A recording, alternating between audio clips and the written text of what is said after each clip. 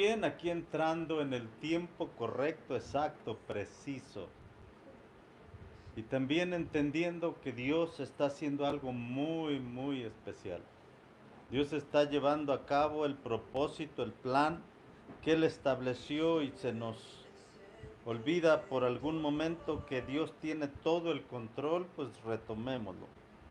Bueno, y es importante que entendamos que miramos algo para mí sumamente interesante porque miramos en Gálatas capítulo 3, en los últimos versículos,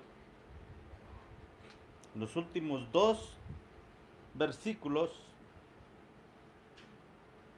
que nos lleva a entender el propósito, el plan que Dios tenía. Y en ese plan encontramos, ustedes fueron bautizados en el Mesías, han sido revestidos de Él. Y esto es importante porque esto nos lleva a entender que Dios tenía un plan, revestirnos de su Hijo. Tenía un plan de que gente humana tuviera el gran gusto, la gran bendición de pertenecerle a Dios.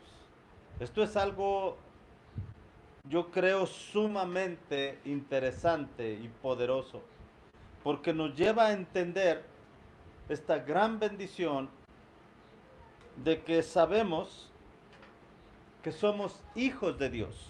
En el verso 26, ahí mismo Gálatas, capítulo 3, verso 26, pero ahora que ha llegado este camino de fe, Jesús, ya no necesitamos el guardián o la ley.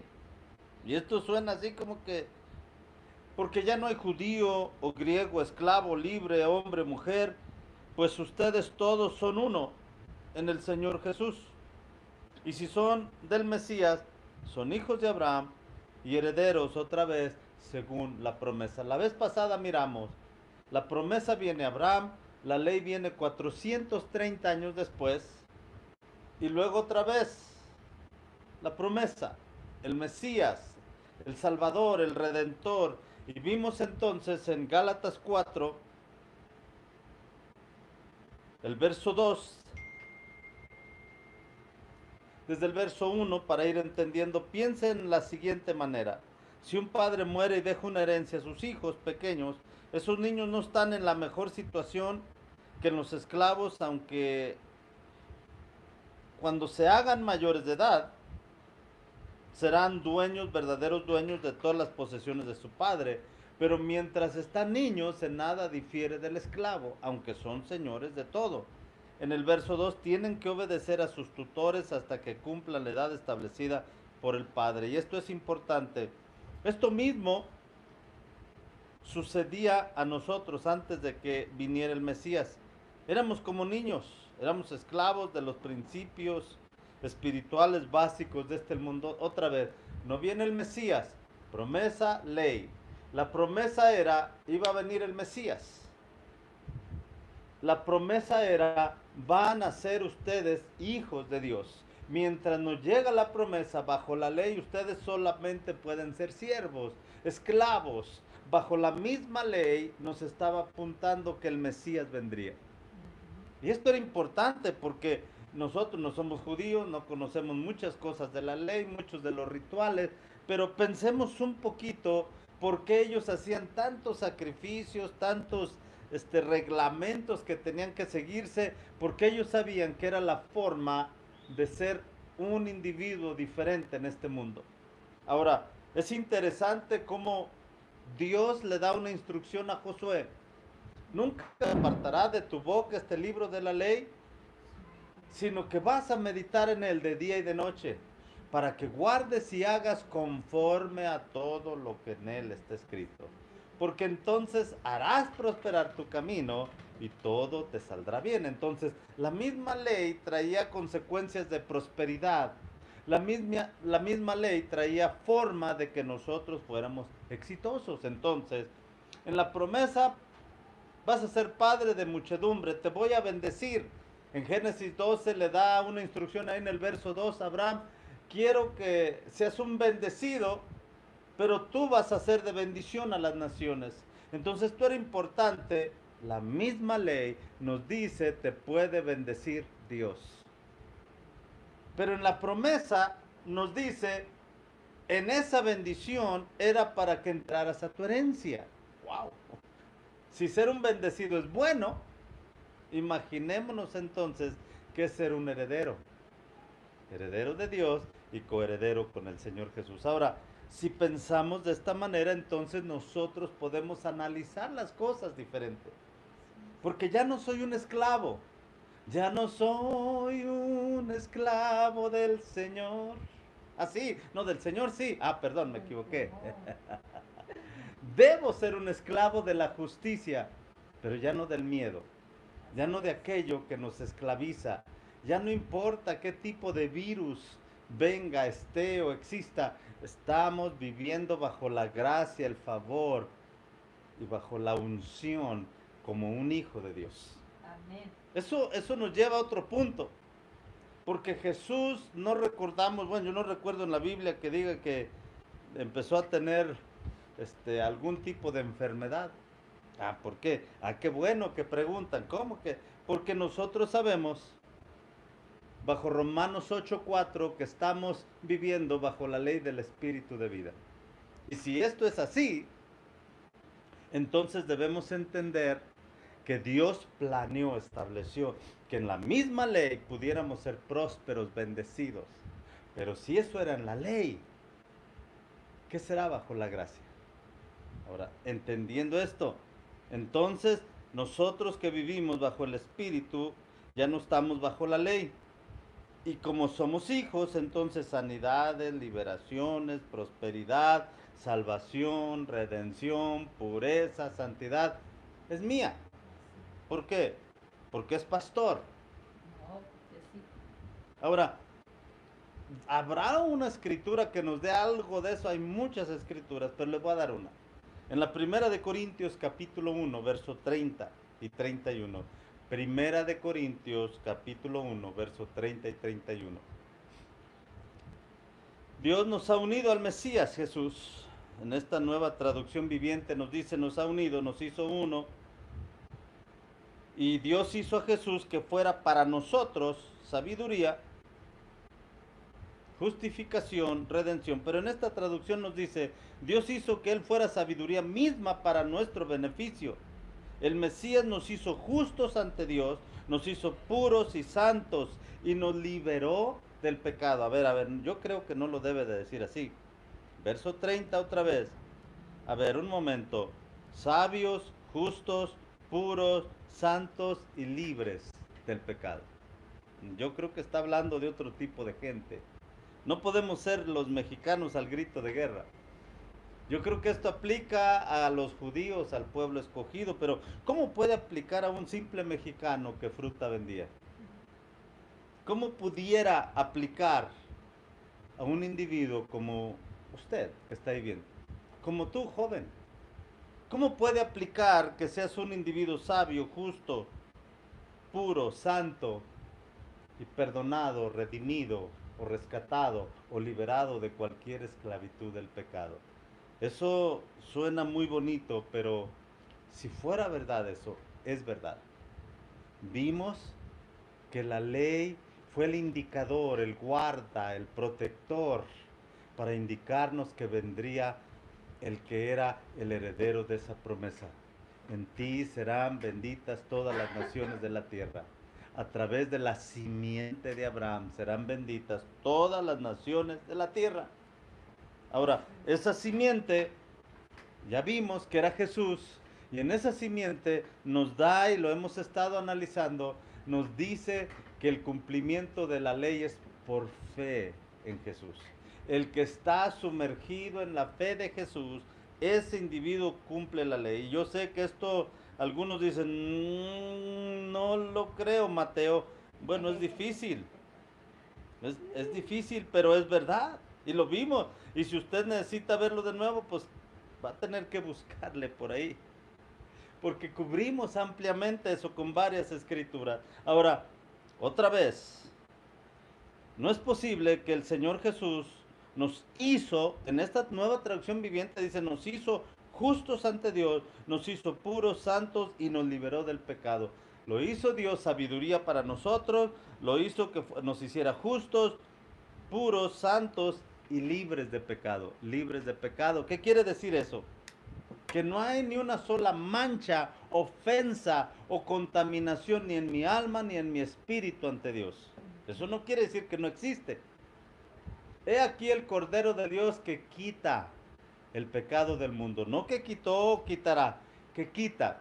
O sea, continuamente está quitando algo de mi vida porque al momento que lo veo, lo reconozco, lo saco, sale fuera y ahora soy libre. Ahora, cumplir la ley. ¿Puede entonces un individuo como usted cumplir la ley? Debe de decir sí. Muy bien, qué bueno que lo dijo. Ahora, tenemos que entender que Jesús desde su inicio empieza a establecer que vino con un propósito. Su muerte no fue casualidad, no fue algo que sucedió. Su muerte no fue algo ocasional que dice uno, ah, qué caray, se salió de la manga. Como si el virus hubiera sido algo que sorprendió a Dios. Como si este COVID-19 hubiera dicho Dios, ah, qué caray, era 10 años después, ¿qué pasó? Se me salió de la manga, este ángel soltó información. No, esto Dios lo tenía planeado, sabía, estaba consciente y todo este tiempo nos ha llevado a entender a nosotros que cada hogar está planeado que sea un tabernáculo para Dios. Pero bueno, Marcos 1. Jesús traía un plan, traía un propósito, traía una visión, traía una misión. En el verso 14, más tarde, después del arresto de Juan, Jesús entró a Galilea donde predicó. Aquí en esta traducción, una traducción viviente, dice la buena noticia de Dios. En otras dice las buenas noticias del reino. Pero esto es importante. Predicó que se van a ir al infierno, bola de hipócritas, sinvergüenzas, Belcebús. Son ustedes hijos del Belcebú, príncipe de las moscas. O sea, ¿qué les trajo él? ¿Qué les dijo? Bola de pecadores incircuncisos. Bien habló de ustedes, generación de víboras. ¿Qué dijo? Buena noticia, buena nueva. Las noticias del reino. ¿Qué sería? Verso 15. Qué bueno que preguntan. Por fin ha llegado el tiempo prometido por Dios. Y tiene puntos de exclamación. Por fin ha llegado el tiempo prometido de Dios. Vamos a pensar un poquito. Tiempo de promesa. Ah, ya me está cayendo el 20. Y si está en otro país, ya me está cayendo el, ¿qué será? ¿Quetzal? Bueno, ya dólar es más común. El peso colombiano, ecuatoriano. La libra, el kilo. Ya cuando es el kilo. Ahora, interesante el tiempo que estaba predicho o el tiempo de la promesa, el tiempo anunciado, el reino de Dios está cerca. Y fíjense bien, arrepiéntanse de sus pecados y crean la buena noticia. Esta es la nueva traducción viviente, arrepiéntanse de su pecado, crean la buena noticia. ¿Cuál noticia? La promesa llegó. El dueño de la promesa está aquí delante de ustedes. Aquel que era la simiente que se le prometió que él se iba a hacer de bendición a todas las naciones, aquí está. Aquí está la promesa, Dios lo prometió, promesa, ley, promesa. Y esto nos lleva a entender, amados hermanos, señores, que este estaba planeado para ese tiempo. Y que Jesús está diciendo, estamos penetrando los tiempos y está estableciendo hoy el parteaguas antes y después de él. Otra vez en otra versión, la Nueva Biblia Libre, BBL. Más adelante, después que Juan fue arrestado, Jesús fue a Galilea anunciando las buenas noticias del reino. El tiempo estaba predicho ha llegado, el tiempo que estaba predicho ha llegado, decía, el reino de Dios está cerca, arrepiéntete, cochino, pecador, y crean a las buenas noticias. A las buenas noticias, no. A la que dice, ahora sí, nos vamos a contaminar todos, nos vamos a morir, no va a dar... Este ya flota, ya tiene alas, ya le salió alas al COVID-19. Y no solo eso, tiene ponzoña. Y nos achutan. En Efesios capítulo 1, verso 10. Esto es interesante, como espero podamos enlazarlo. El plan es el siguiente: a su debido tiempo, Dios reuniría todas las cosas y las pondría debajo de la autoridad del Mesías. Otra vez. A su debido tiempo, Dios reuniría todas las cosas y las pondrá o las pondría bajo la autoridad del Mesías. Todas las cosas que están en el cielo y también las que están en la tierra. La simiente de Abraham era necesario que viniera con la noticia del reino y diciendo, he aquí, alguien tenía que decir, he aquí el Cordero de Dios que quita el pecado del mundo. ¿Puede entonces un individuo como nosotros cumplir la ley? Sí.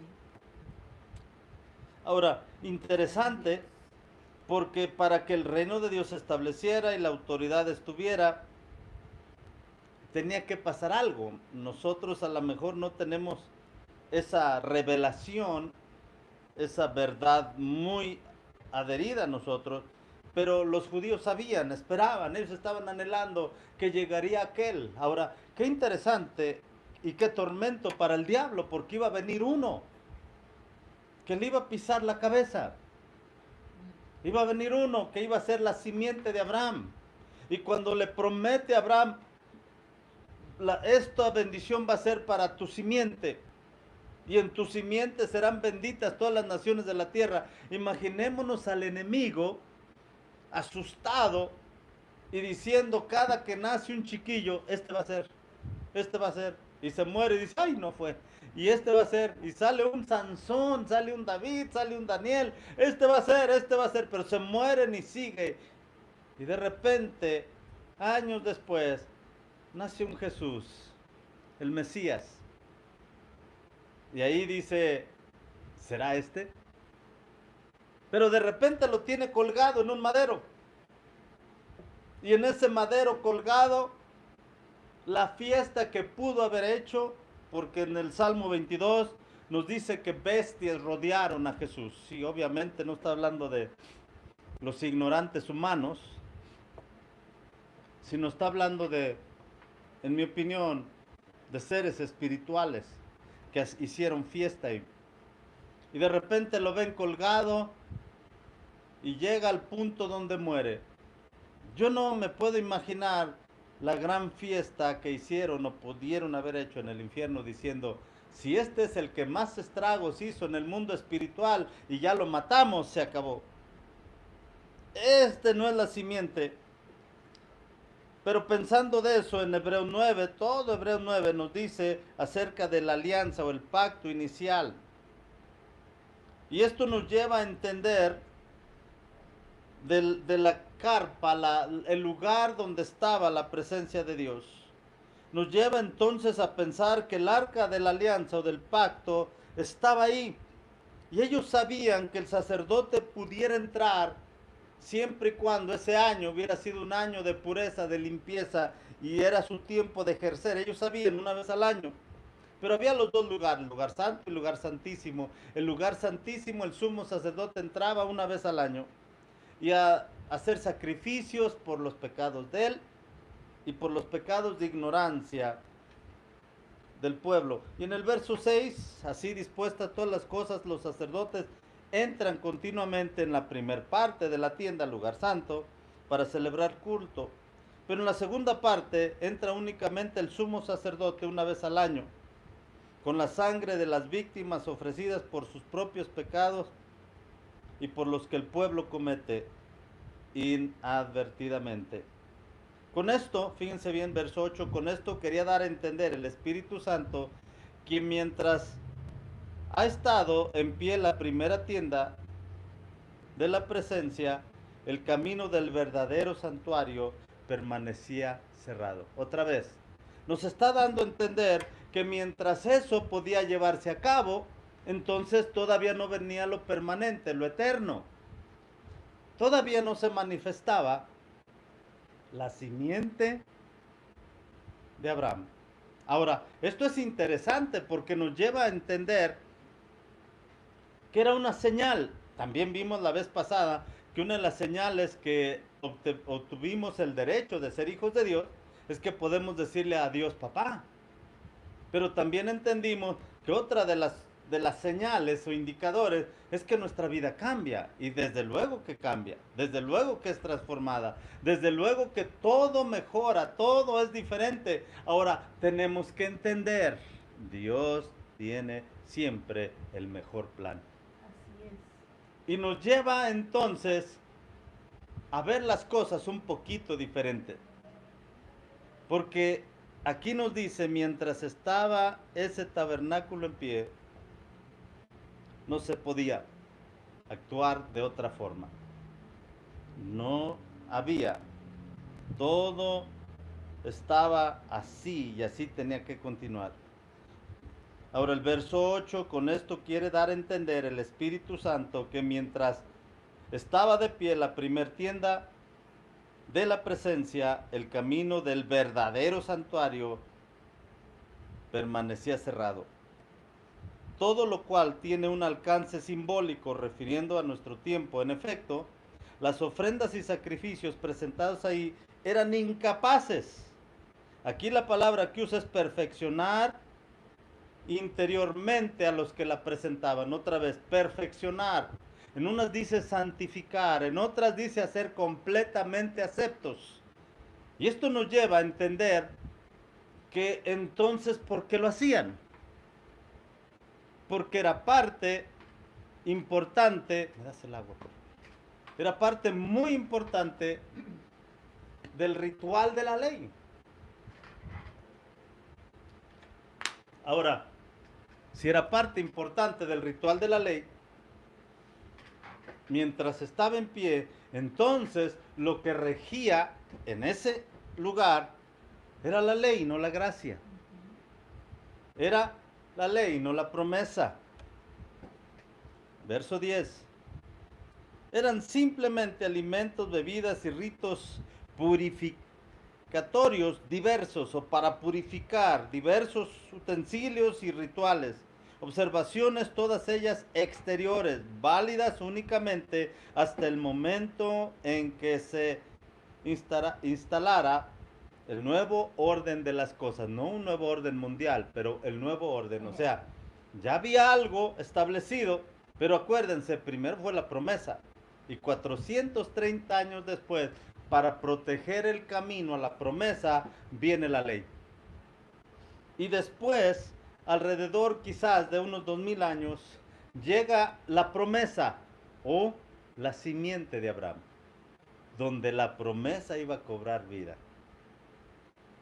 Pero mientras estaba en pie, no podría haber cambios. En el verso 11, pero el Mesías se ha presentado como sumo sacerdote de los bienes definitivos, siendo él el santuario mayor o más valioso, no fabricado por manos humanas, por tanto, no perteneciente a este mundo creado otra vez.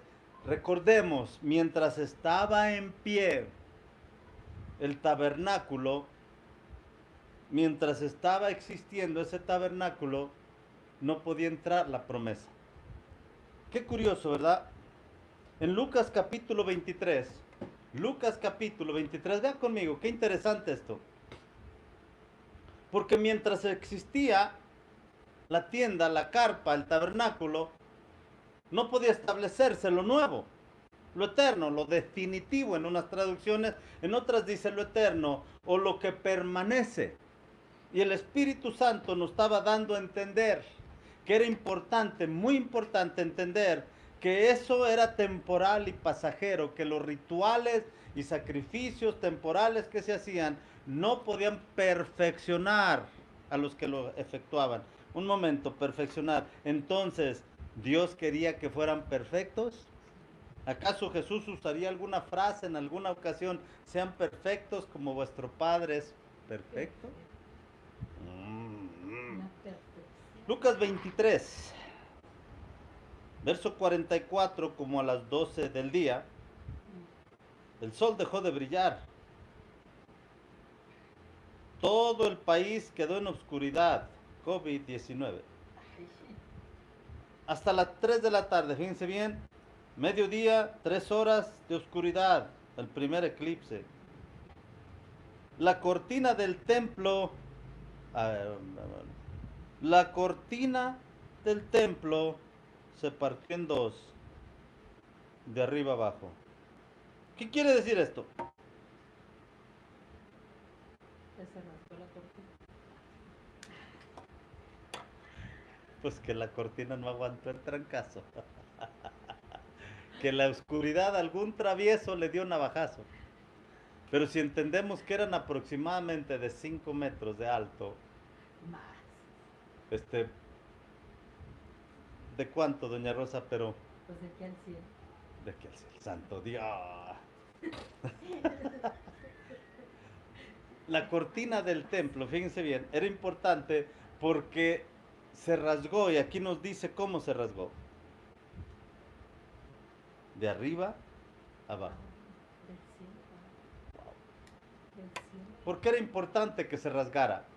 Porque mientras esta tienda, esta carpa existía, indicaba que no se podía establecer lo eterno. Dios estaba haciendo una declaración en ese momento y estaba diciendo, el cumplimiento de establecer lo definitivo y lo eterno es hoy. Esto es importantísimo, porque de repente de arriba abajo se corta la cortina que dividía el lugar santo del lugar santísimo. En el lugar santo podían entrar los sacerdotes, en el lugar santísimo, sumo sacerdote una vez al año. Y está rasgándose de arriba abajo, es difícil que lo pudieran hacer. Eran varias capas de tela, era difícil, era lona, dura, no se rompía tan fácil. Pero de arriba abajo indicaba que ahora dejaba de existir lo temporal, lo imperfecto, y se estaba estableciendo lo perfecto, lo eterno, lo que continuará para siempre. Estaba Dios diciendo, estoy cumpliendo la promesa. Estaba diciendo, la simiente de Abraham cumplió. Ya no hay barreras. Ya no hay barreras. Ahora, esto diría entonces que el Hijo de Dios puede ser heredero. Y que el Hijo de Dios, heredero, puede ser cualquiera que crea. Porque ahora esa presencia está en todo aquel que cree. Otra vez, ahora esa presencia está en todo aquel que cree. Pero todo aquel que cree entonces ahora está cumpliendo la ley. ¿Por qué? Porque la ley que no perfeccionaba, ahora en Jesús somos perfectos, santos, puros, justos, santificados, redimidos, rescatados. No puede ser, libres de todo pecado. ¿De veras? Se puede. Se requete puede. Se puede. En Marcos capítulo 15, mismo relato. Perdón, no leímos el 46, Lucas 23, 46. Jesús gritó con fuerza y dijo, Padre, mi vida está en tus manos. Después de decir esto, murió. Qué curioso, ¿verdad? Para que el testamento sea válido es necesario que muera el testador. O sea, era necesario.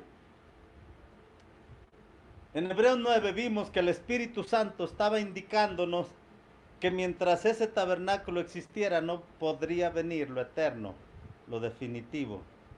Y aquí nos está diciendo, murió y se rasgó el templo de arriba abajo. En Marcos capítulo 15, verso 37. Marcos capítulo 15, verso 37. Pero Jesús, dando un fuerte grito, expiró. Y el velo del templo se rasgó en dos, de arriba abajo. Viendo el centurión que estaba frente a él, la manera en que este expiró, dijo, en verdad este hombre, fíjense bien lo que dice, era un hijo de Dios. Un momento, este es un centurión, pero vio que hubo un suceso todo alrededor y vio que estaba pasando algo extraño y vio que algo sucedía. Y a mí, esta es la impresión que yo tengo, es muy posible que en el mundo espiritual él alcanzó a percibir algo. Y la pregunta quizás para nosotros es, ¿qué estás percibiendo tú? ¿Qué estás sintiendo tú que Dios está haciendo o quiere hacer? ¿Qué estás, qué discernimiento tienes acerca de estos tiempos? ¿Es el pánico y la ansiedad lo más grande? ¿O es realmente la verdad de que voy a hacer un tabernáculo y un templo y un lugar de adoración a Dios aquí donde estoy? ¿Por qué? Porque yo fui hecho con el propósito de ser un adorador. Yo fui hecho para que esa presencia que ya no está encerrada, que ya no está en algún lugar, sino que está en cada persona humana que diga, creo en Jesús, te recibo en mi corazón. Y esa misma presencia restauradora, renovadora, santificadora, entra en aquel individuo ahí donde está. Amén. Jesús proveyó otra vez la buena noticia del reino y dijo, les traigo noticias del reino de Dios. Buena noticia. Y parte de esa noticia decía, arrepiéntete. El reino de Dios ha llegado. Vamos a pensar un poquito en arrepentimiento. ¿Qué quiere decir? Da la vuelta al pecado y empieza a caminar con Dios. Pero ¿cómo va a ser posible? Si tengo muchas adicciones, Mire, hay personas que para ser aceptados tienen que usar engaño, chantaje y mentira. Para ser amados tienen que usar engaño, chantaje y mentira. Y lo triste de esto es que el que menos se da cuenta es el individuo que lo hace. Y lo cubre de una manera donde dice, pero lo estoy usando para cosas buenas, no estoy haciendo mal.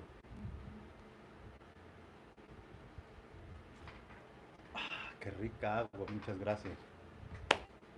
Ahora, desde luego el recipiente es blue, Ble, ble, ble.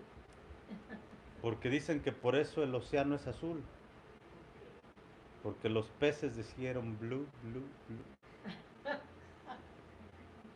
Santo Dios. Tanta declaración. Dios. Porque es rosa. Viendo el centurión.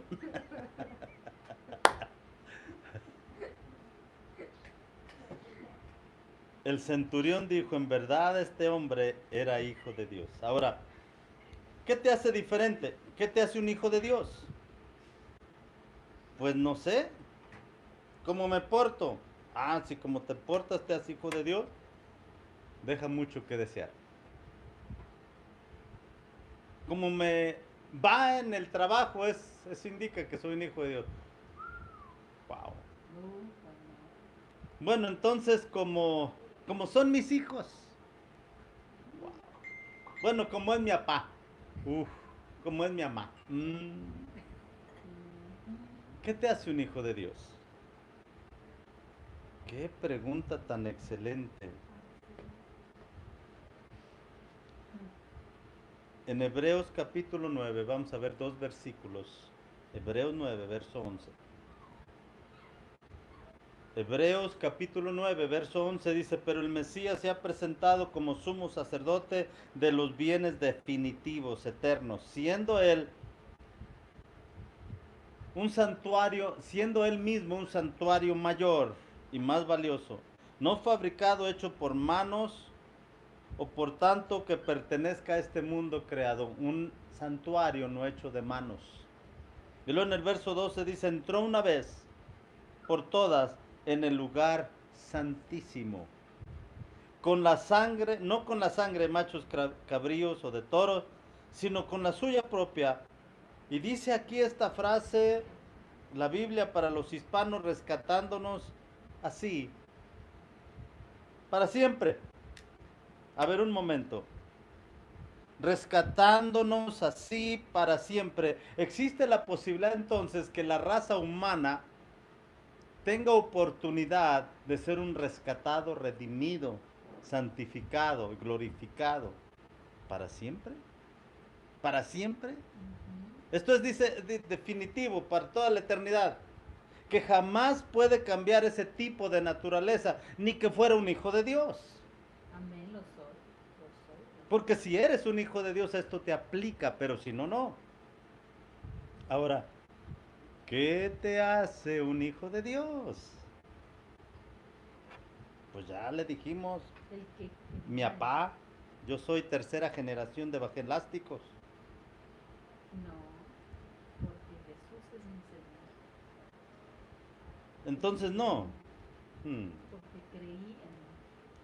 Si creíste, ya la hiciste. Y si no, Me perdí. ahora es interesante porque en Juan capítulo 1, Juan capítulo 1,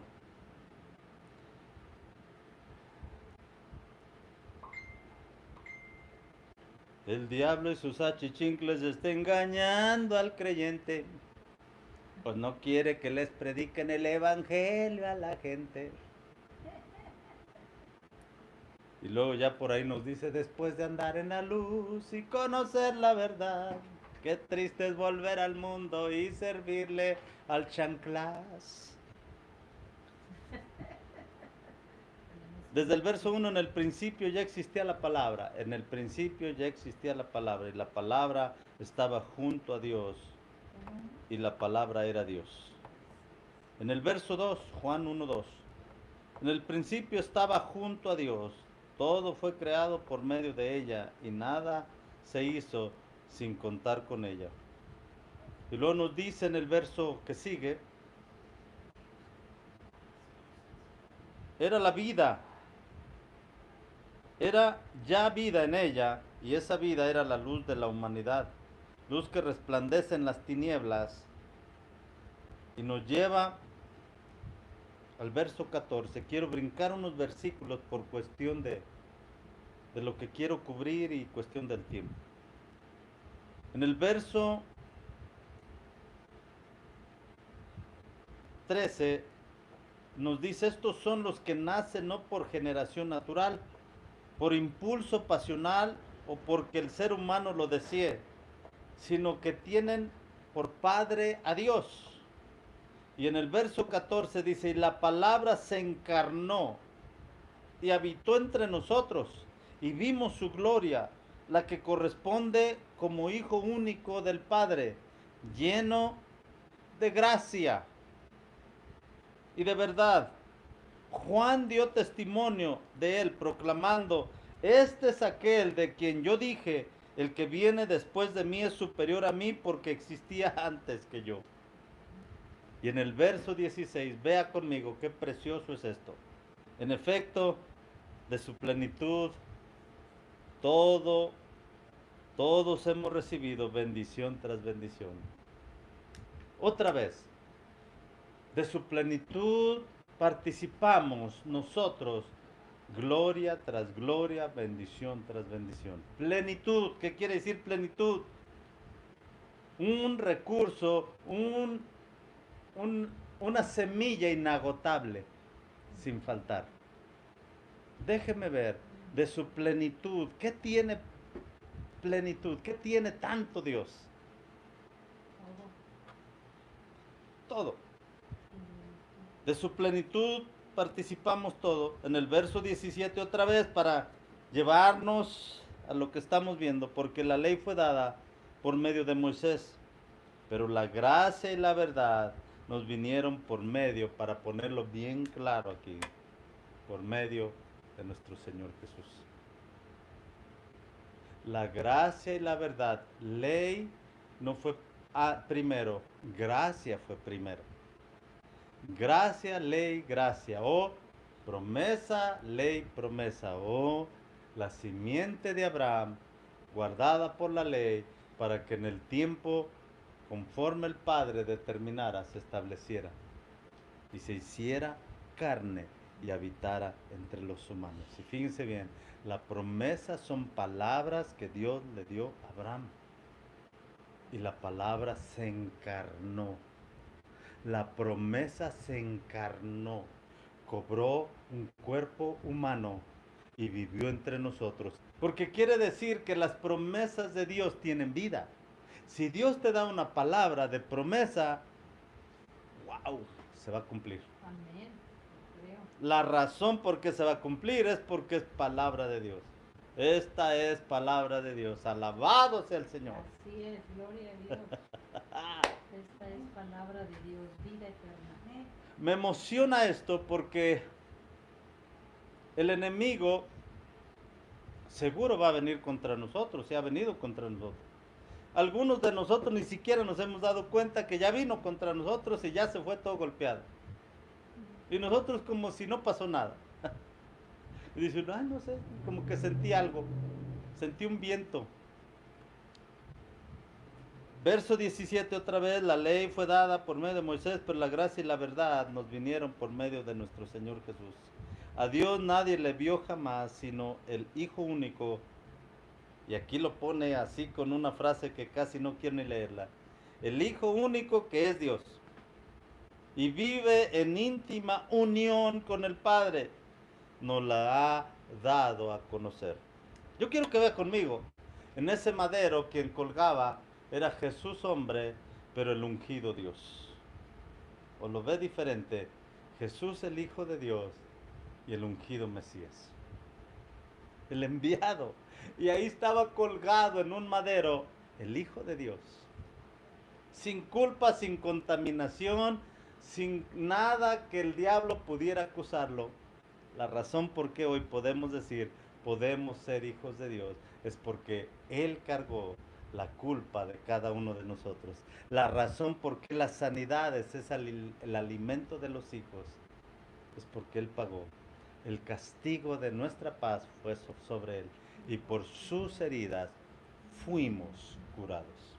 La sanidad no me pertenece porque soy buena persona y hablo algunos 3 idiomas.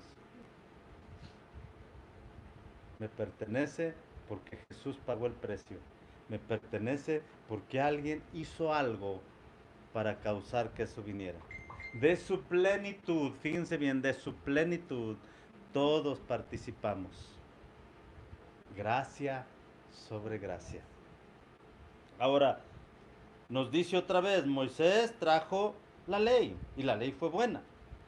Pero otra vez, fue lo que estaba guardando, protegiendo la simiente de Abraham. Era necesario, se requería, y en la misma ley había prosperidad y bendición.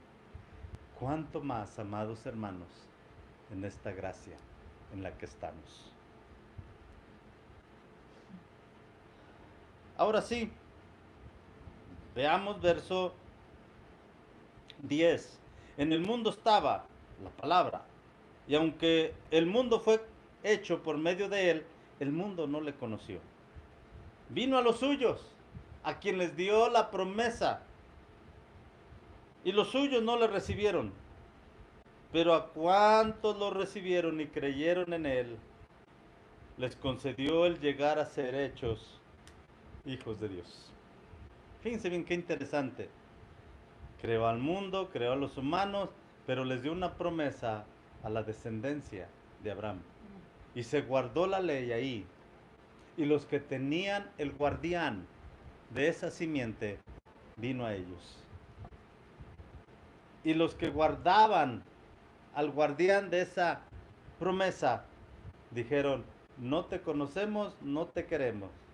Pero a todos aquellos que le recibieron, que creen en su nombre, les dio el poder, la potestad, la habilidad de ser hechos hijos de Dios.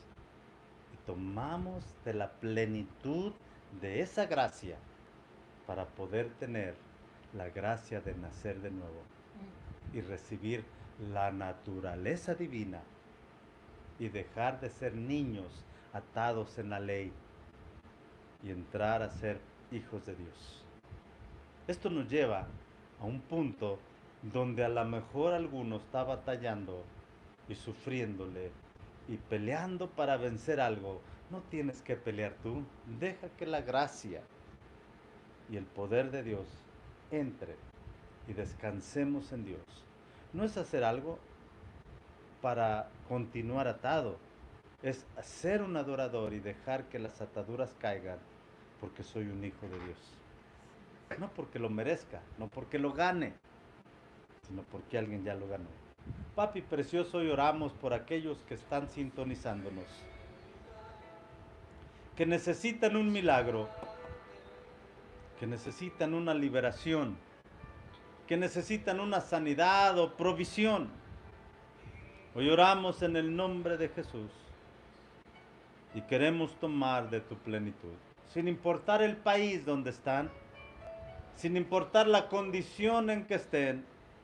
Seguramente tu palabra llegó ahí con ellos y tu palabra cobra vida y causarás que puedan tener aquellas cosas que ellos necesitan.